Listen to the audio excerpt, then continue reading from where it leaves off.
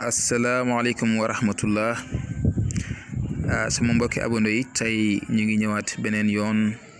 di leen di indil secret bu am solo lool boo xam ne fi jamono ji fi mu toll nii nit ñi soxla nañ ko muy gudd fan te képp ku wax gudd fan dina wax kaaraange dina wax mucc kon tey ñu ngi leen di indil secret bii nga xamante ne nii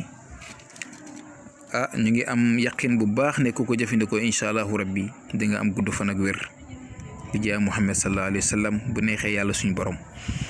kon nag secret bi niñ koy jëfandikoo mooy nii ngeen di gis da ngeen di bind allahu kon bismillahi rahmaani rahim allahumma salli ala sayyidina Muhammad wa sallim tasliman amin ngeen bind suratul Nuh mi ngi nekk si alquran karim numéro 71 après ngeen tëjee ko allahumma salli ala sayyidina Muhammad wa sallim tasliman kasiran fa yakun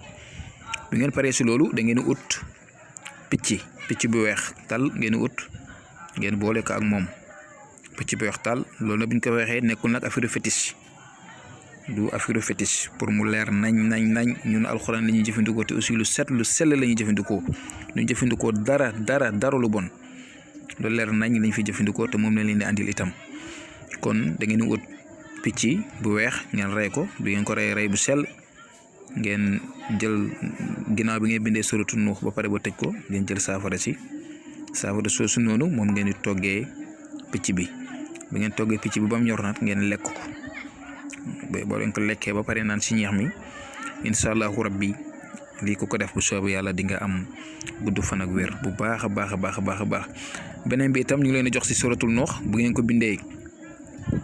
ko bindee ba mu jeex mooy suratul Nuux bi. ngeen boole ko ak ay xeer bu la neexee ngeen ut 313 xeer boole ko ak moom sangoo ko ba pare jël xeer yi gas ko suul boobu tamit danay guddal fan. lu jëm nag si wàllu wërsëg pour ngeen am wërsëg bu yaatu am baraka am fatxu da ngeen di wirda lii ma leen di jox nii muy yaa ab nadin man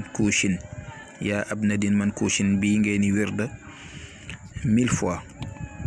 fois ngeen koy wirda bët bu set boo leen xëyee wala fii ba ngoon yéen a xam daal balaa ngeen tëdd